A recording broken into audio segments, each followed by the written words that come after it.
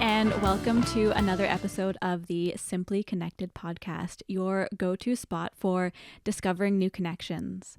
On this week's episode, we have a really fun conversation with Lianne. And in our conversation with Lianne, we go all the way back to high school and what it felt like arriving towards the end, so grade 12. We talk about the power of teachers and the mentorship that they give us. And we also talk about finding connections in unexpected places while traveling. It's a really great episode, and I hope you enjoy it.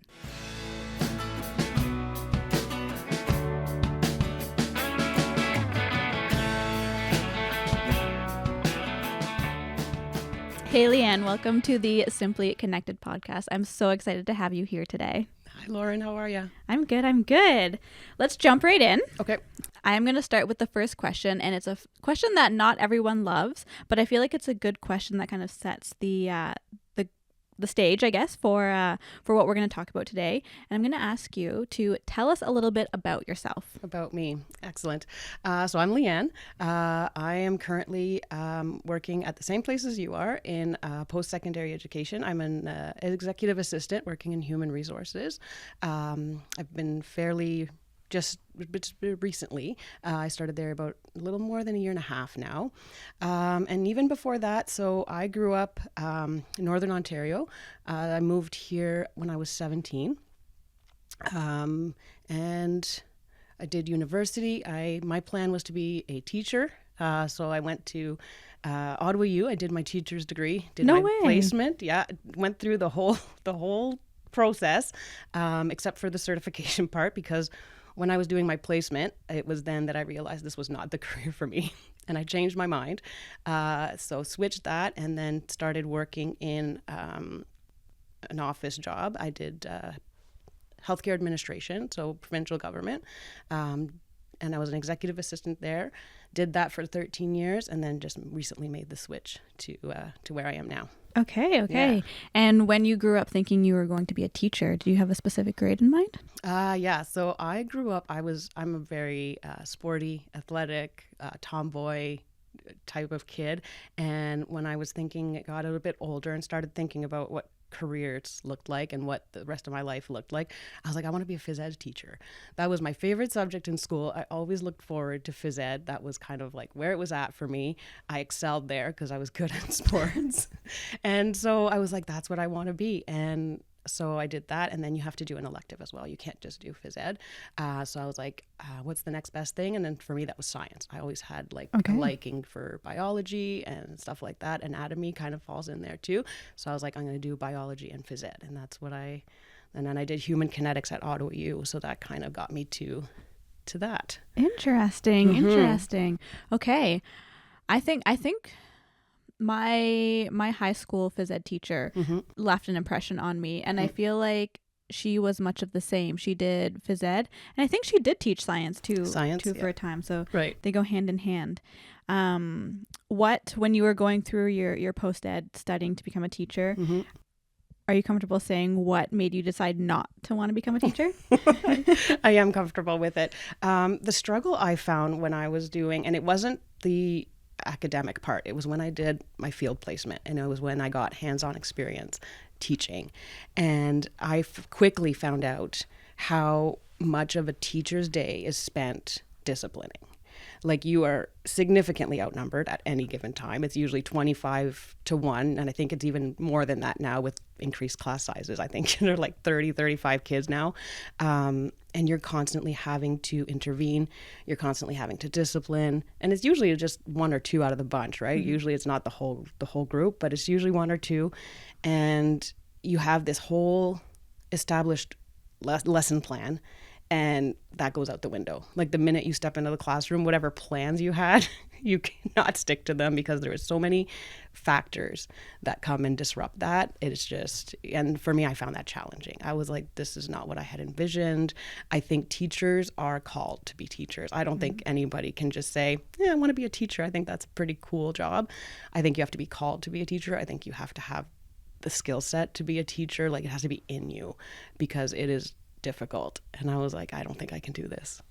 Yeah, I would agree with that. Thinking back to some of the teachers I had and kind of what they had to put up with in a way. Just yeah, it's a very demanding job, and Right. they do such a good job. Did you ever think about when you decided that no, you didn't want to become a teacher?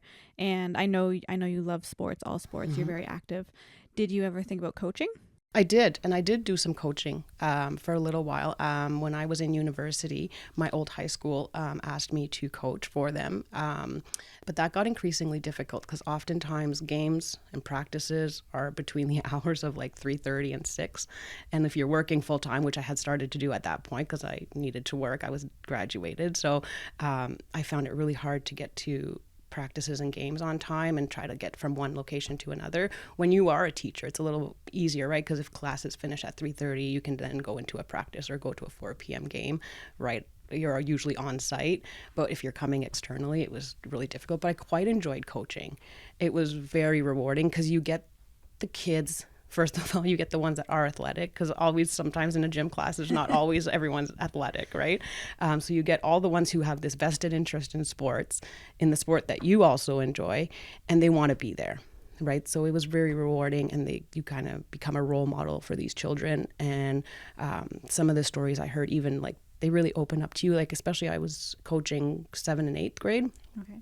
So it's a very tough age, right? They're starting to go into puberty and adolescence, and it's that going into high school stage and all that social stuff that comes into play. And they would open up to me about their insecurities and stuff that's happening at home, and like you almost become a second mentor / parent for some of these children, and it was super rewarding.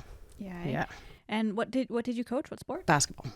Okay. Yeah. Is there a standout moment when you were coaching that kind of left an impression for you, maybe with either a peer or one of the kids that you were coaching?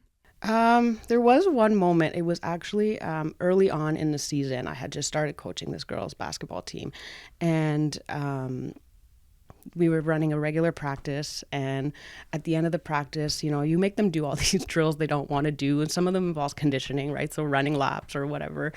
And then I had told them at the end of the practice, I said, me and had an assistant coach with me, so I said, her and I will, if you guys can do so many successful whatever, her and I will do what we call is wind sprints. So it's running from one end of the court back and forth, and we did it as a race. And then, so they were excited to see the coaches finally being the ones to do the unbearable wind sprints. So we did them, and then they were on the sidelines cheering and laughing, and they were like, when one of us lost, they would like make fun of us a little bit. So it kind of really switched the roles in terms of like coach and athlete for like just half a second and let them have fun. Yeah. And just seeing like the joy on their face, and like, that was probably the standout moment. Oh my gosh. Yeah. Oh my gosh. I would think too, being a kid, if I saw my coaches doing that, or even like my PE teacher, I'd be like, yeah, tables are turned. Yeah. You run those. You suffer now. Yeah. Yeah. And so growing up, being athletic, what sports did you play? I played a variety of sports.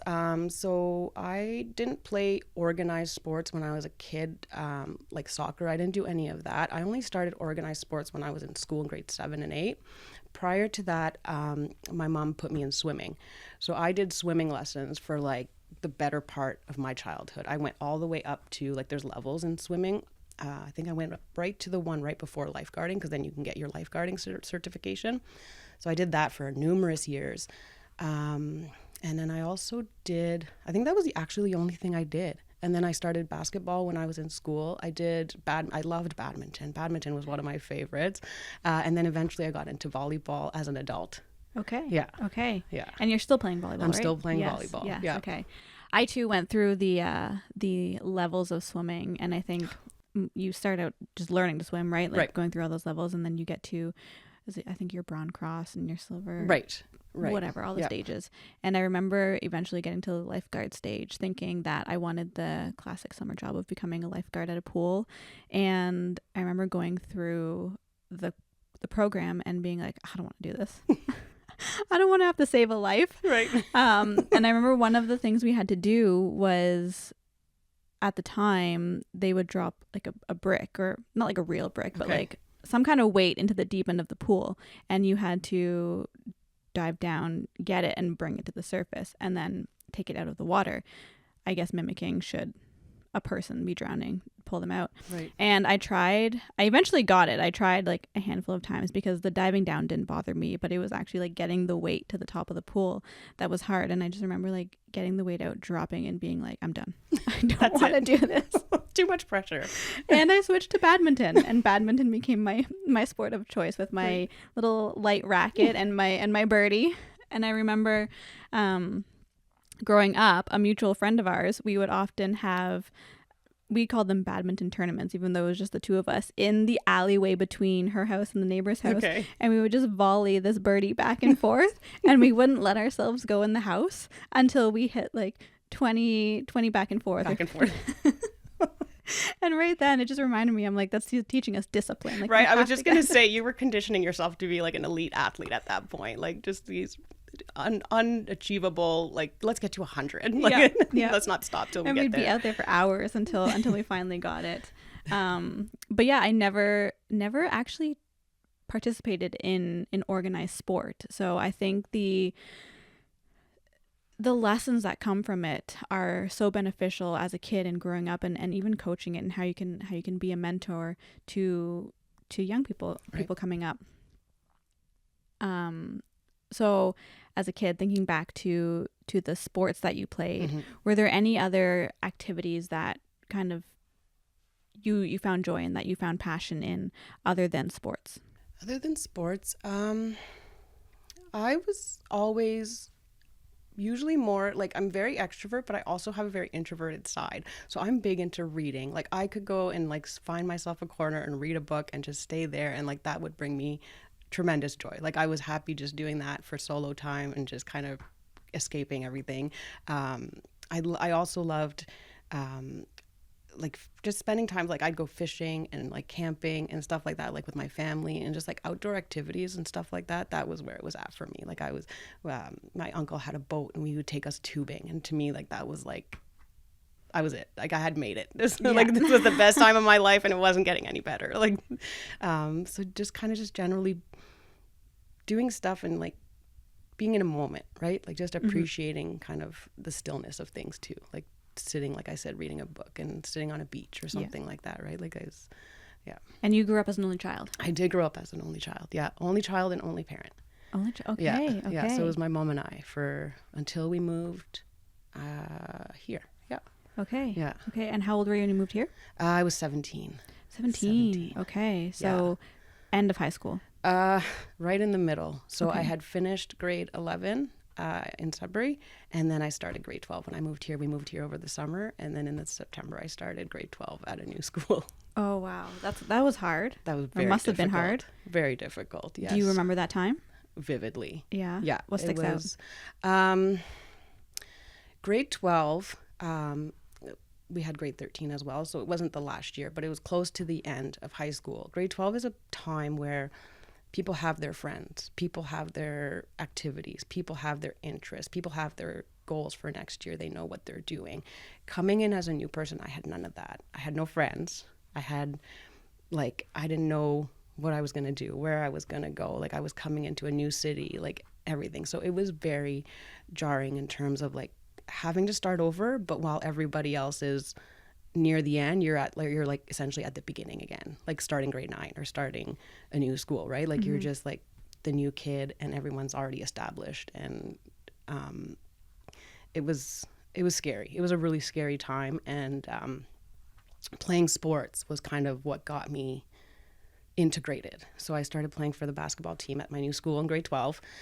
And luckily I got a spot as a new girl, and I made a ton of new friends just from the basketball team, right? Because it's kind of like a sisterhood in and of itself, right? It's just this team, and these are your pals. And because of that, I was able to kind of make my way and make my place into a new school, and teachers got to know me because of that, some of the coaches and stuff like that. So I got known as, the athletic girl, and she's on the basketball team, right? And she's somewhat good. And so I got to sit with them at the lunch table, whereas when I had first joined the school, I was like oftentimes eating outside because I had nobody else to eat with. So that really enabled me to like integrate into the school and develop friendships, and Yeah. And so when you think back to that time, sports were a big part of your identity. How else would you describe yourself? That's a good question. I think I describe myself like as very outgoing. Like I think I'm the type of person that if people suggest something, you want to do this, I'm always game for it. I think I'm always up for new activities, discovering new things, within reason, of course. Like I'm not the person you call if you want to go skydiving. That's not me. Darn. I'm not doing it. Letting you know now. But I think I'm like kind of the outgoing, the type of friend that you need if you're like in a pinch and you need a +1 at something. Like I'll do it, and I'm usually available, and I'll like let's go do it. Yeah. So I'd say I fit into that category. Okay. What would you say any time throughout your period of life has been the most outgoing thing that you just jumped on and said, yes, let's do it? Oh my goodness. That's a good question. There's been a lot of times where people have asked me like, let's go on a trip, and I've just said yes, and it has been planned and like kind of like a spur of the moment. Like even if it doesn't even need to be a big trip, it can be like you want to go on a day trip. Let's go to drive to, I don't know, Perth today and go see what's going on in Perth, and you jump in a car and you just go. Or let's go to Tremblant and just like on a whim, just kind of like let's pick up and go. So I think like those have been kind of those moments where you're just like, why am I saying no? Because you have a tendency to want to say no, right? Yeah. Like your tendency or to find an excuse, or I got this or I got that. But I think it's just like being able to just live and just be like spontaneous in things. I think that's kind of cool. And I think too, like the more life you live, the more you kind of reflect on why it is that you say no. I think for me personally too, in this last year and a bit, I found myself saying yes a lot more, because like what else, like why are you waiting, right? Like what are you waiting for? Right. And I don't want to let moments of spontaneity just pass me by. I want to be able to jump in with both feet, whether it ends up good or bad. Like you want to have those memories. Right. I have an example of that when I traveled with my parents to Myrtle Beach. We were walking down, there's a boardwalk pier type thing. And we were walking and we stopped in at this, it's a bar, and it had like a beachside kind of vibe to it. And there were cornhole boards. So we started playing cornhole, just my mom and I. And we had been playing for a while. So then we sat and took a break. And then these 4 younger boys, I think they were probably younger, I say younger, but they were in their 20s. And they were 3. So they needed an extra person. So we were kind of sitting, just relaxing. And then, you don't know who people are sometimes. And it's just a fear of like the unknown, right? And so they asked for an extra player. They came up to us and they said, do you guys want to play with us? We need a 4th. So I ended up saying, you know what? Yes. Like, why not? So they were the nicest guys ever. They were funny. They were polite. They were charming. We had the best time. So for like the next like hour and a half, I played cornhole with these 4 boys that were half my age. But they were so kind. And then my mom eventually, because I was like, I'm getting tired, my arm, because you throw, right? So your shoulder starts to get a little sore, and it's hot. It's Myrtle Beach, so it was warm. And eventually they asked my mom to play with them. And then so like this 60-something-year-old woman, and she went and played with them and had the time of her life as well. And like whenever I think about that trip, and that's the moment that sticks out for me, not what we saw or what we ate or what we did. It was literally that moment where we played cornhole with random strangers, and they ended up being the nicest guys ever, and had a blast, like an utter blast. And it was just stood out for me. And it's kind of to loop back to what we were talking about, spontaneity. Like maybe you would have been like, oh, I don't feel comfortable, I'm not gonna play, or like I'm shy because I don't know these kids and whatever, right? But we chose to say yes, like both my mom and I did, and it was an amazing experience. Yeah. Oh, wow. I love that. And see, it goes to show like just a moment of kind of unplanned connection, right? Where you weren't expecting that, but it made an impression. It's a moment from that trip that you look back on now with a happy memory, and you got to do it with your mom, and you got to meet some new people. Right. And it's just, it's connection in unexpected ways with unexpected people. Like they were very different from us, like opposite in age, opposite in gender, opposite in not like American, Canadian, right? But none of that mattered in a moment. Like it was just like, you want to play cornhole? I want to play cornhole. It's a beautiful day. We're on the beach.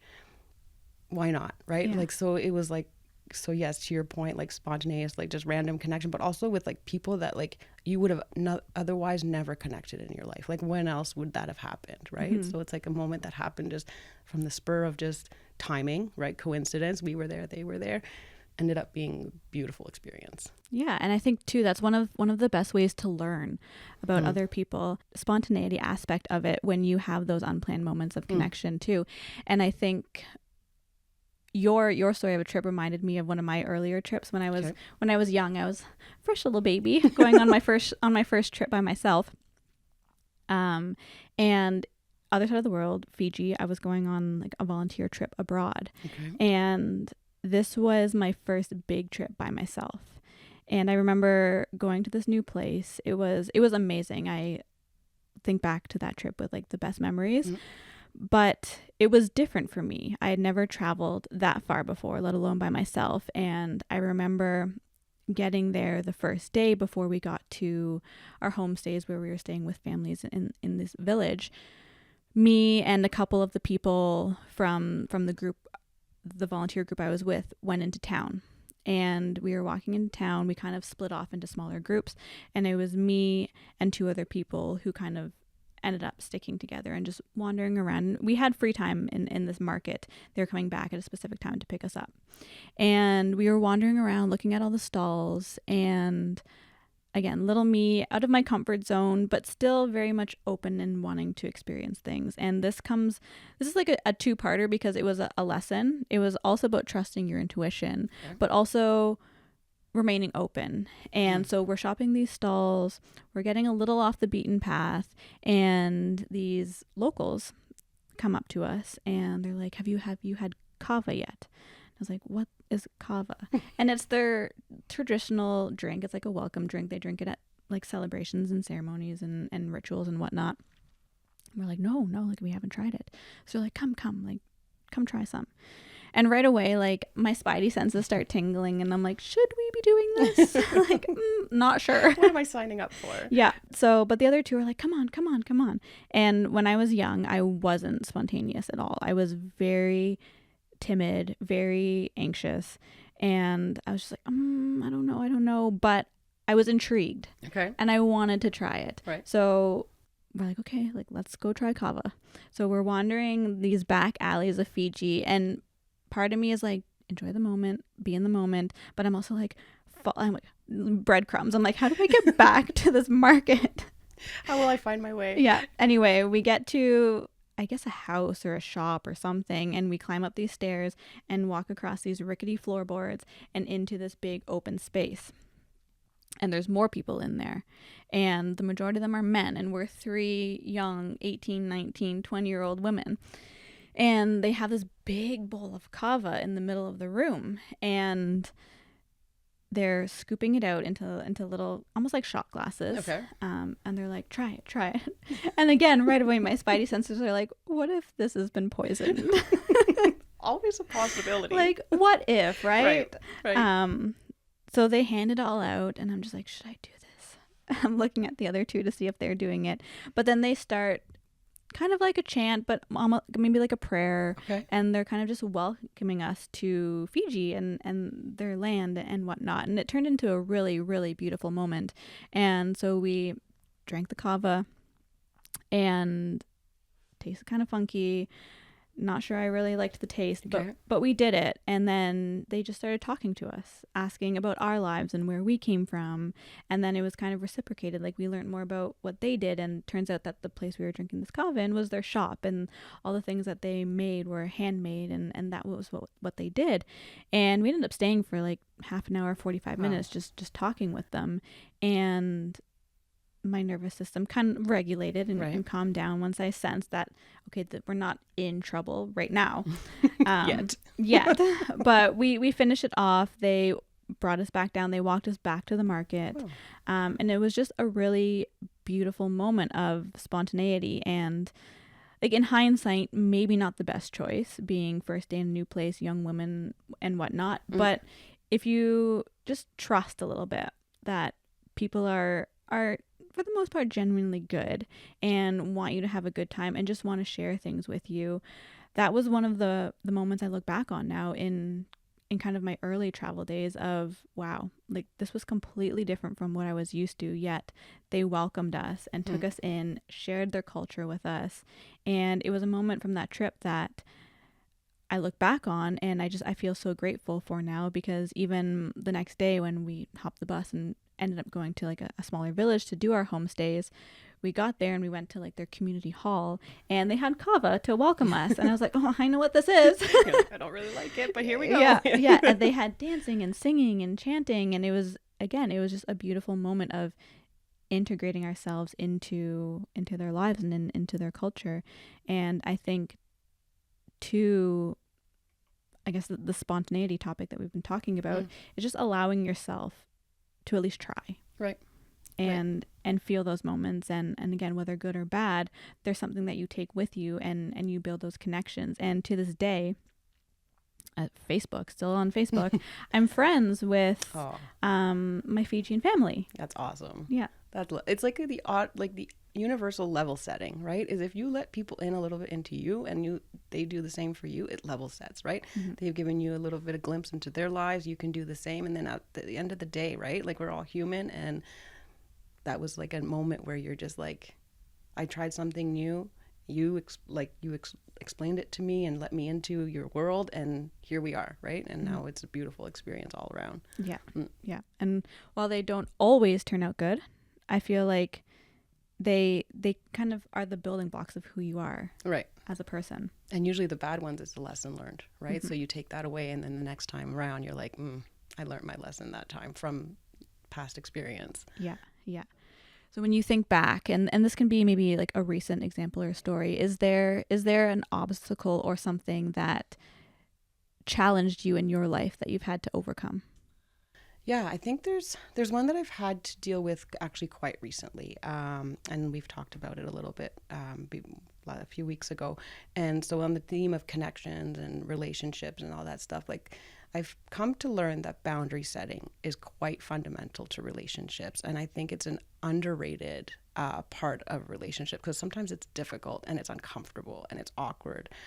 So with a close friend of mine, I've had to, there was a situation that was brought forward that was a little bit difficult and made me uncomfortable. And I had to draw a boundary with this friend to say, I don't quite feel comfortable with this situation as you're presenting it. So I'm going to either offer an alternative, or we're going to not go ahead with said plans. And the result was that it did make her disappointed and a little bit upset in the outcome. And I reflected on it afterwards, and it did trouble me for quite some time. I was like, did I make the right decision? Was that a reasonable boundary to set? And, talked about it with a few other friends and family, like, just to gauge like where I was at in my thinking. And the resounding response was that no matter what, like, if it's a reasonable or unreasonable, if it made me uncomfortable right away, like, that's a boundary. And to me, like, I shouldn't have to justify it, right? Like, it made me uncomfortable, and that's the end of it. And I communicated that with her. And a lot of people were telling me, you can't own her feelings about it. Her feelings are her feelings, and it has nothing to do with you. And I even thought for a little bit about going back on the boundary and saying, never mind, let's do what you had suggested.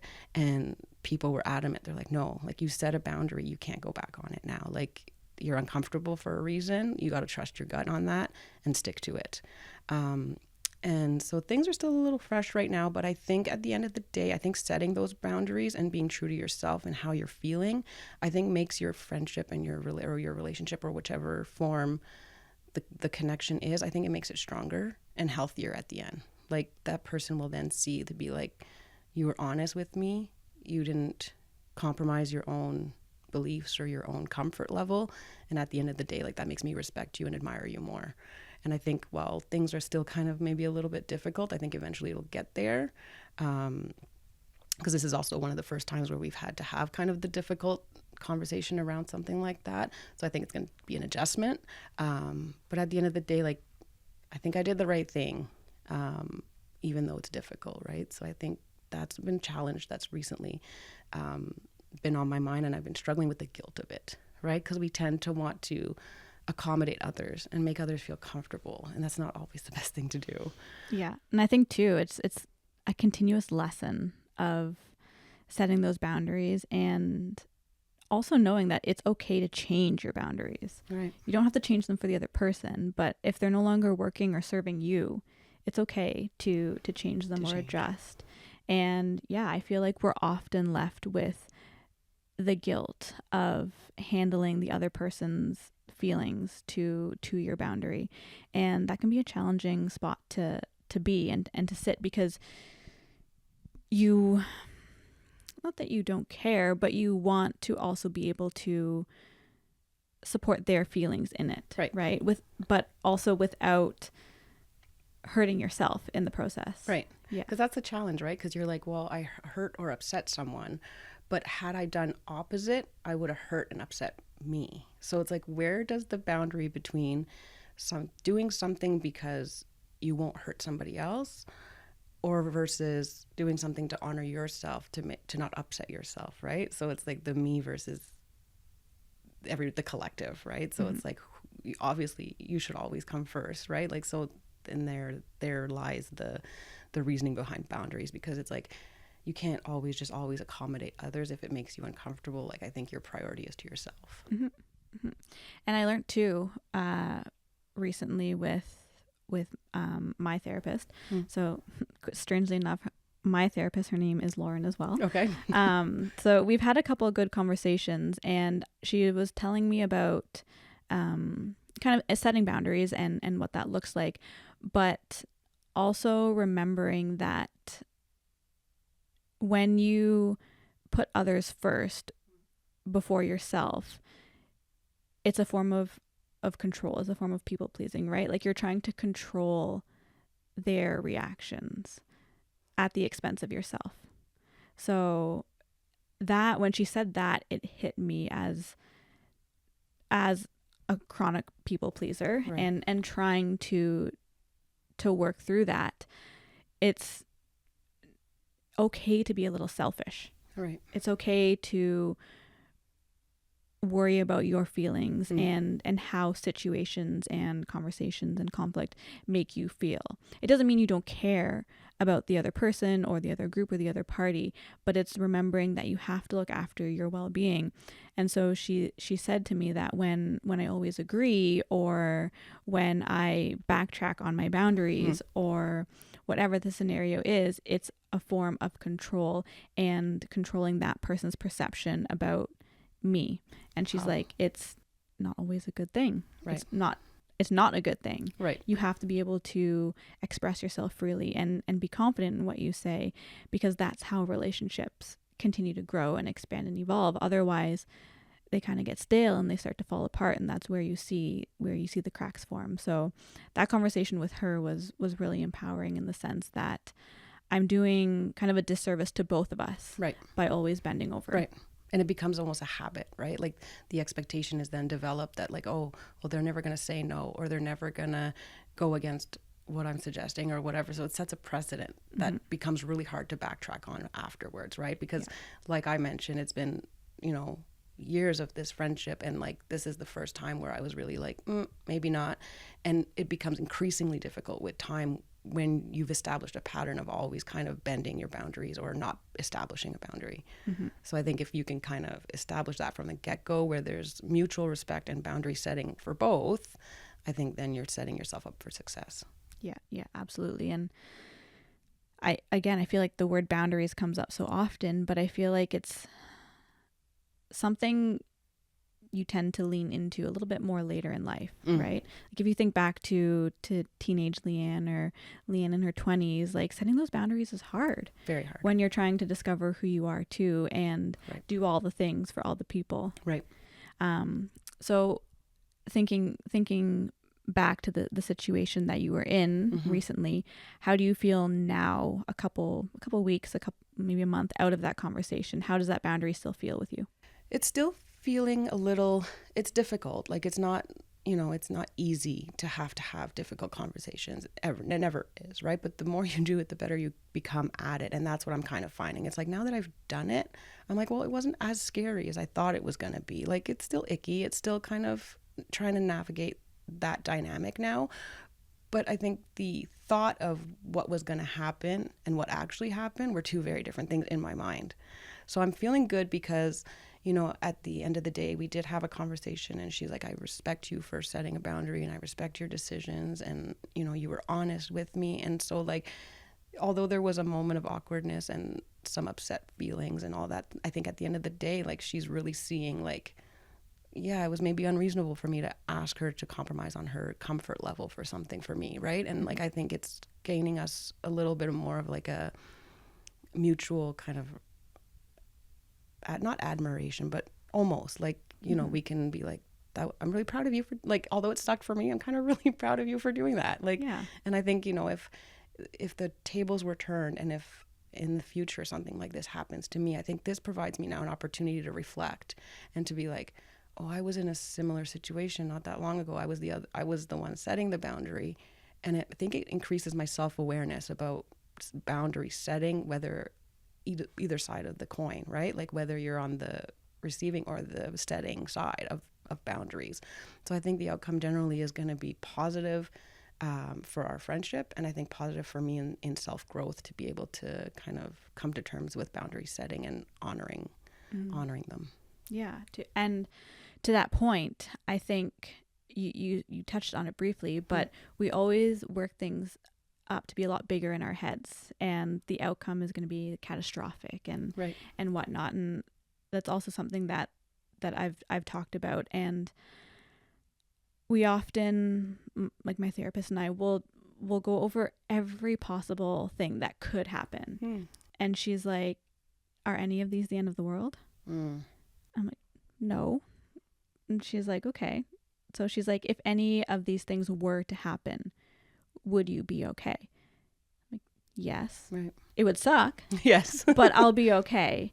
And I think that's also the hard part, is remembering that we build things up to be so big in our heads, whether it's a conversation or a situation or trying something new, that when you do it, you're like, oh, that wasn't that bad, or right. Oh, let's do it again. Right. And to go with the boundary settings, oftentimes when you do set those boundaries, it's not as bad as you think it's going to be. Imagined. And for me, having those boundaries or those conversations are kind of just building blocks to remind myself that when another situation like this comes up again, or I'm faced with a new challenge or a new conflict, I'm like, no, think back to all those times that you thought the world would end, and you're still here, and you still have these friendships, and you still have these relationships. And if I don't, then maybe it wasn't meant to be, right? Or just not the time, right? Right.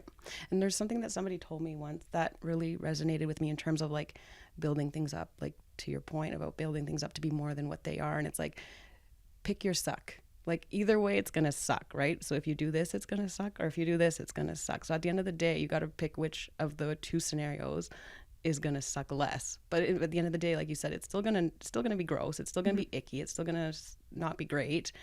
But neither or is great, right? Like, usually it's like, so if I bring it back to my situation, like, had the situation had gone through without me setting a boundary, it would have been uncomfortable for me. Having the difficult conversation also was not great for me. So at the end of the day, both scenarios weren't great, but one of them had to play out. Yeah. So at the end of the day, you kind of have to do that analysis to evaluate a scenario or a situation and say, which suck is going to be less sucky. Yeah. Oh my God. I'm going to love that. I'm going to say that from now. Anytime I'm evaluating a situation, I'm like, what is going to suck less? Right. Yeah. Has there been a time recently that maybe like a win for you? Like, has there been a time that you look back on and you're like, that was a hard conversation, but yes, like I did it? Or has there been a success in your life recently that you're just so proud of? I think success for me right now, so is with the new job that I started. So I recently, like I mentioned at the beginning, started a new job where I'm working. And I think it's such a big win for me because I was in a job for 13 years, kind of going nowhere fast. There was no opportunities for growth, and the ones that were promised to me were never delivered upon. I was becoming complacent in my job and just accepting less than because it was comfortable and because doing the big scary things are big and scary, right? So I got comfortable, I got complacent, like I mentioned, and I finally came to a point where I was like, what am I doing? Why am I doing this? Like, I got to ask for better for myself. And then the opportunity presented itself to apply for this job, and I did, and then went through the process, and it was just a resounding, like, it was better than I could have ever expected, like on so many fronts. And it's been great. And I've learned so much and I've grown so much, even in just the past year and a half. And I just reflect and I'm like, why did I wait so long? What was I waiting for? Like, why didn't I do this much, much, much sooner? Yeah. And so I'm actually really proud of that because I got out of that, the what do they call it? The, slump. Like, you're in a slump, you're in a rut, right? I finally got out of there and I was like, I deserve better than this. I'm going to go after it. And if it's not meant to be, then it's not meant to be, but at least I tried. Absolutely. And so, like, clapping myself on the back for that one. Good, as you should, you should. And I remember too, because we've known each other for a while, but not well. And I don't think we had talked prior to you getting the job. Nope. So when I found out, I was like, oh, cool. Like, awesome. New friend in the workplace. Right. And you're killing it. Like, you're doing a fantastic job. So definitely give yourself all the kudos. And so with this new job comes new colleagues, new friends, new work relationships. Yes. When you think back to younger Lianne, 17-year-old Lianne, starting high school and finding friends on the basketball team, how do you apply what you learned in that scenario to Lianne now, starting a new job and having to build new work relationships and new friendships? That's a great question. I think the transition that I went through in grade 12 taught me a lot about trusting in what's supposed to happen. So, like, 17-year-old me coming to Ottawa from Sudbury, Ontario, joining a basketball team with all these kids that knew nothing about me and thought my accent was funny. And they welcomed me and it was great. And I succeeded on the basketball team and made myself a place. And so kind of translates to the workforce and the new job, right? Is being able to trust, to be like, it's going to be scary. I'm not going to know anyone except for you. But it's going to work out the way it's supposed to. So I think just it taught me to have that faith that, like, it's going to be scary. It's going to be daunting. It's going to be maybe uncomfortable. You're going to have to do some things that are going to push you outside of your comfort zone. But at the end of the day, it's going to pay off in spades. And that's what I would tell my 17-year-old self, that just trust the process, trust that everything that's meant to be is going to be, and it's going to play out the way it's supposed to. And I think it's playing out pretty well. Pretty well. I'm very happy. It's been a great place. The people are amazing. There's been a lot of change and a lot of transition, but that keeps pushing me to be like, this is part of the process. This is part of the uncomfortable sometimes, but at the end of the day, like, it's leading to whatever it's meant to lead to. Like, you're meant to be in this situation, even though it's challenging and it's teaching me things about myself, right? Like, I'm resilient, I'm adaptable. And sometimes I might need to go into a lunchroom and vent to somebody about it over a coffee, but you know what? You do that and then you move on. And so it's been really, really great. I'm so glad it worked out. I'm so glad I'm there. And I even reflect sometimes. I'm like, what if I hadn't done that? Where would I be? Would I still be where I was, kind of schlepping through day by day, right? And not fulfilled and not happy. And I choose not to think of it, because at the end of the day, I'm where I'm supposed to be, and this was meant to happen. And we're so often not taught, but kind of like ingrained to resist change, right? Yes. You get into your slump, or you get into your pattern or your repetitiveness, and it's easy to stay there. Yes. And so that's when change starts to get scary too, right? Like, I think back to even just what is it, 4 years ago now, when the start of the pandemic happened, and going into the workplace every day, it was Monday to Friday. I would hop on the bus, I would go downtown, I would do my job, I'd come home. And when the pandemic hit and everything closed, it was not 2 weeks of vacation, but it was like 2 weeks of at home. It was scary because we didn't know what was happening. Right. But at the same time, it was like, okay, like, we have to adjust, we have to change. See you in 2 weeks. 2 weeks turned into a month, and then 4 months, and then whatnot. And then we got used to being at home. Right. And during the pandemic, I changed jobs as well, but I went from being in a workplace with people every day to being able to do my job from home. And I'm not resistant to going back to the office, because I love the office. I love the social aspect of it. But again, it's that hurdle of change. Again, Right. You got settled. I was settled in my Monday to Friday desk job downtown, my routine of going to yoga at lunch and seeing my work friends, to transitioning out of that job into a new job, working from home, having my home set up, having my home space, having my home routine, Right. to now being like, okay, what is this hybrid work going to look like? And it's just kind of reinforcing the fact that change can be a good thing. Otherwise, we do get stuck in that monotony of the everyday, the rinse and repeat. And I find that's where you can kind of get stuck in, where am I going with my life? Right. What, like, nothing's going to change unless you change it, right? That old saying. And just accepting things because it's comfortable and because it's easy. Right. And then it gets harder to pull yourself out of that, because then change just seems so monumental, and you're like, how am I supposed to do that? Right. And so when you think about the big change that you just made, and taking on this new job, and now having such a full job, I guess, and making all these new friends and coworkers, how do you go about maintaining these new relationships that you're building, but also maintaining maybe the ones that you've held on to from a previous job, and your friends outside of your work? How do you maintain those relationships?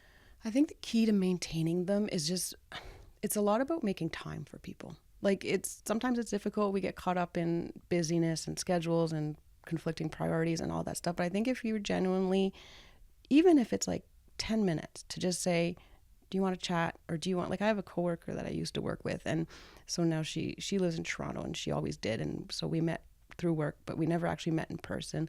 And every now and then, like, we used to just be able to call each other on Teams because we work together, but now we don't.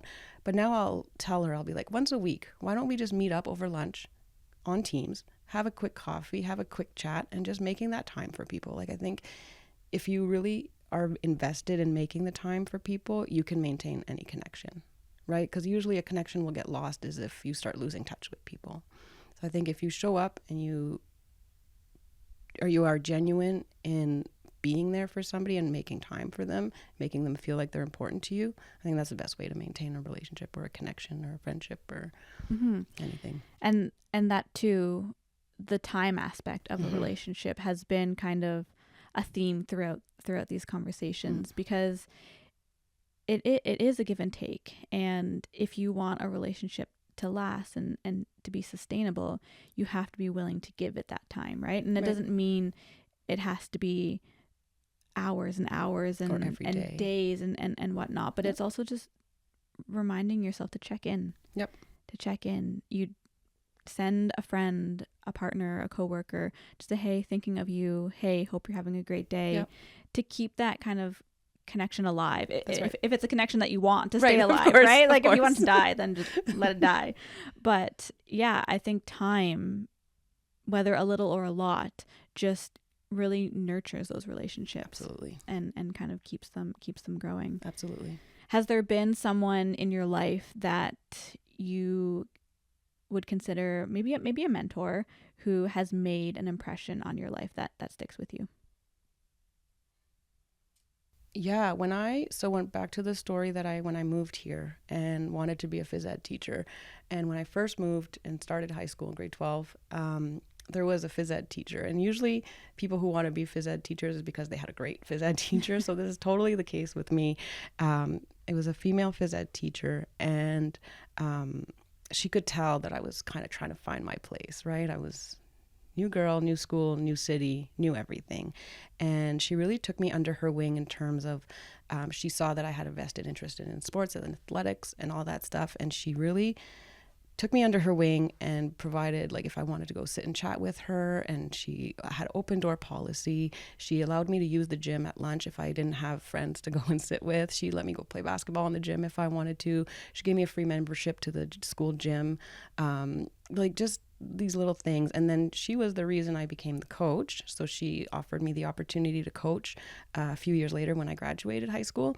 And then I did my placement with her when I did my placement in Teachers College, because I was just so fascinated by the way that she was just so welcoming and so warm, and like could see the angst on my face as the new girl coming into grade 12.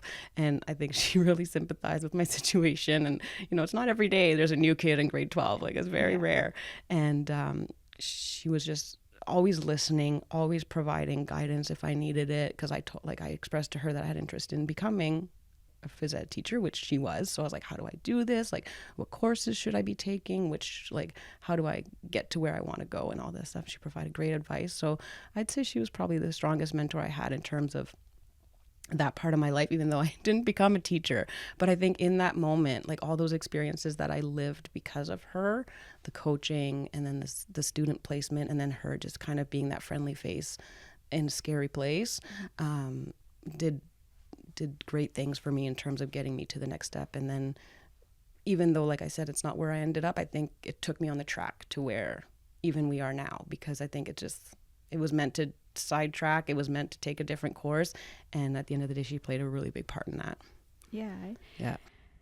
And I think too, to your point of teachers, they do leave lasting impacts, right? And different teachers for different people. Mm-hmm. And this teacher in your life saw that you needed that type of connection, that type of guidance. And I think about my high school experience and then the teachers who impacted me, because similar to you, I was very quiet, very, very quiet. Didn't play sports, but there were two teachers I can think back to that just kind of pushed me through high school. And they were there if I needed to talk, if I needed a space to eat lunch, they were just there. And I feel so grateful to those teachers growing up, and what they do for kids in general, and just helping them get through their elementary, high school, post-secondary experiences. Because there are even some professors I had in post-secondary that by no means was I close to, but they were mentors, and being in their classes and the stories they'd share, or their life experiences that they talk about, I would just kind of listen in awe and be like, wow, like that's how they got there, or that's how they did that, or that's how they navigated that difficult situation. Right. And I think we often go through life not always remembering all these people who kind of pushed us forward on our journey, and leave kind of all these little, again, breadcrumbs and pieces of who we turn out to be in the future. And so kudos to your high school gym teacher. Is there anyone else in your life who has helped kind of shape and form you, who you really kind of, I don't know what the words I'm looking for, but who you are appreciative for? I'd have to say, for me, like, so by default, like, my mom's like my ultimate role model. She is the poster child for determination, perseverance, resilience, all of that. Like, that's the default answer. But I think very close second to that is my stepdad, who is also legally my father. He came into our lives when I moved here.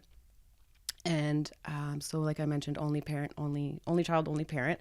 And he came in, and him and my mom got married in 2007. So shortly after we moved here. And right away, him and I connected in terms of, he's a big sports fan as well. And really came into my life at a time where things were shaky for me, like trying to find my identity in school, trying to determine what I was going to do for the rest of my life. So he came in that moment of any young woman's life where you're like, I got to make big decisions. It's scary. And he really provided a safe, stable kind of dad relationship for me. Like I never had that growing up. And he really came in at a time where things were really rocky, and was just so supportive of everything I was doing, and legally adopted me a few years later after him and my mom got married. And I think he's just been like my number one cheerleader, like my mom too, but I think he just offers, he's never saying no. Like if I suggest something I want to do, and like we went to Green Bay last year to watch a football game, and like my mom won't do that. So like he's filling in for that part of our relationship, and we share those experiences, and we like from day one we just connected, and he's been tremendous in shaping who I am. Yeah. Step parents, another right? big group of people who often don't get the appreciation that they deserve, right? Because they're stepping into probably a difficult situation with an already existing family, and probably some family of their own too, right? And it could bring step siblings with it. But yeah, kudos to step parents who jump in and just love you and raise you and guide you and support you and treat you as their own. Yeah. Like there has never been a doubt when somebody asks him or even asks me, that's my dad, and he'll say I'm his daughter. Like no questions asked. Like it's blood is thicker like than water. Like that whole saying about, you know, your chosen family. I think that is kind of the resounding. Yeah, 100%. And you mentioned your mom briefly, and I know you and your mom are very close. Very close. Have you, what would you say has been like your best memory with your mom? Best memory with my mom, something so simple. You know, like we've taken trips together. We've taken a ton of trips together. She's like my number one travel companion. She loves cruises, and she's got me hooked on cruises. So she's my number one travel companion. But when we were kids, it's very silly, but my mom and I used to always go to this restaurant on Tuesdays. It was called Rudy's. It was like a hole-in-the-wall diner, like probably questionable on so many fronts.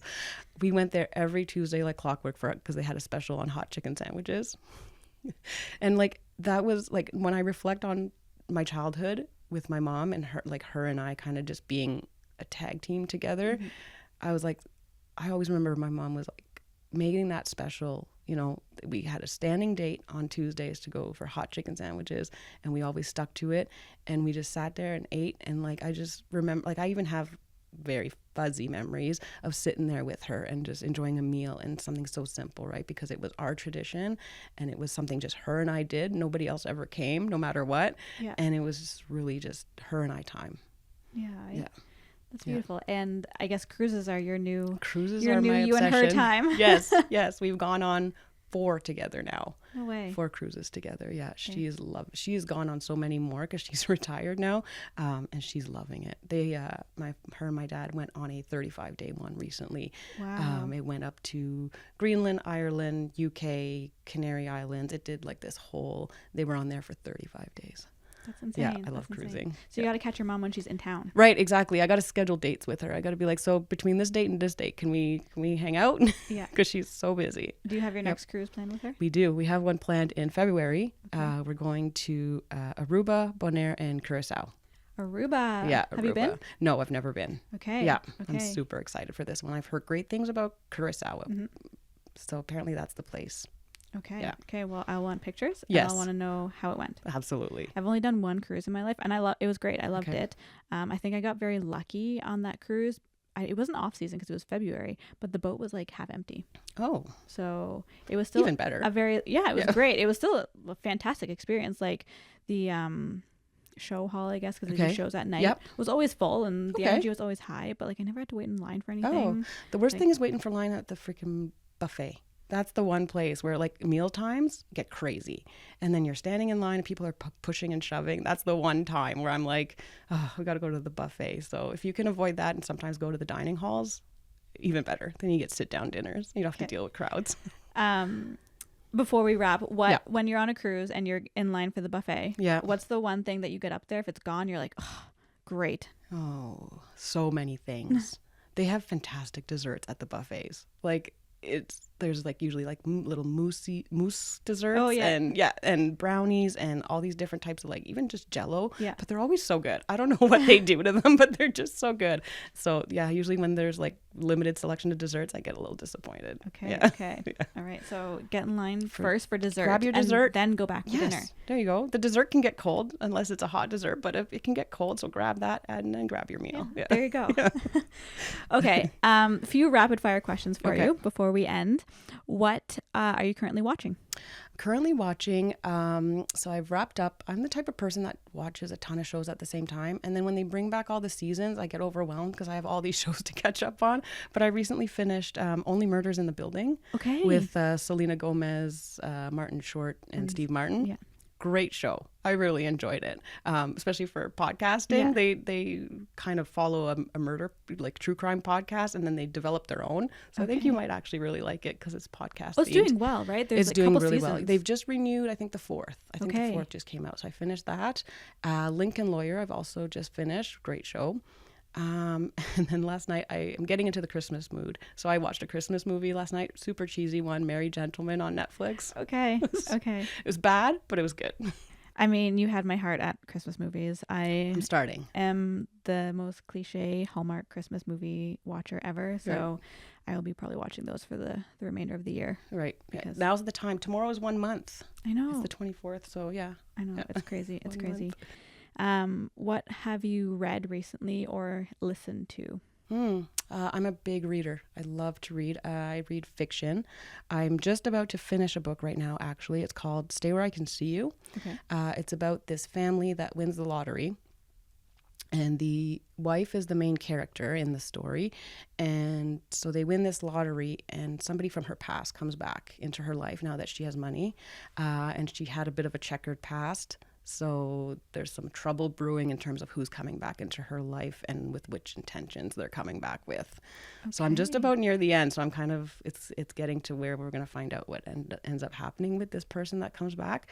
So that's what I'm doing right now. All right. Yeah. And it's kept you intrigued the whole time? Yes, the whole time. Okay. Yeah. Okay. I just finished the book I was reading. So maybe I'll give that one a try. Yeah, I can lend it to you.